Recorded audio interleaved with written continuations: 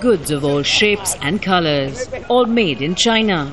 There are even warehouses dedicated to items produced by the world's most prolific manufacturer. This is fully owned by Chinese, and therefore you get the best price here. With increasing costs, Sri Lankans are snapping up the bargains. But the deals are not just on household goods, tools and toys.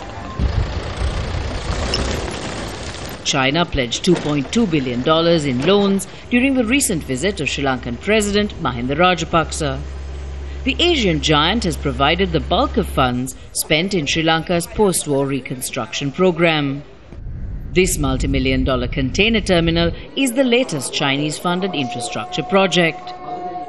Chinese projects include Sri Lanka's first toll expressway, an international airport and seaport, and a coal-fired power plant.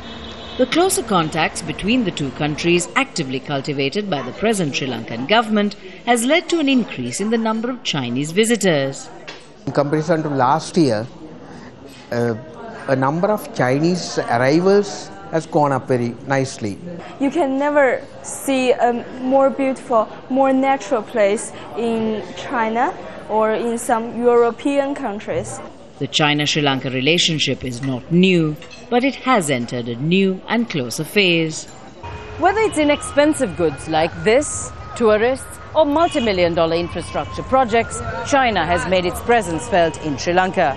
It's a relationship that has benefited both sides. In addition to vital military and financial support to defeat the Tamil Tigers and rebuild the country, Sri Lanka has relied on China to fight international criticism about the way it ended the war.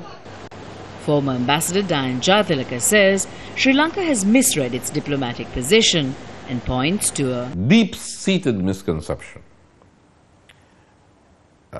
in the Sri Lankan establishment that it is China and Russia on its side which provides a sufficient geostrategic counterweight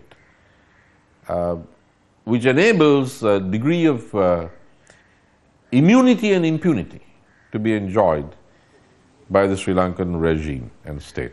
This misconception, Jazeera warns, can create a very negative outcome for Sri Lanka.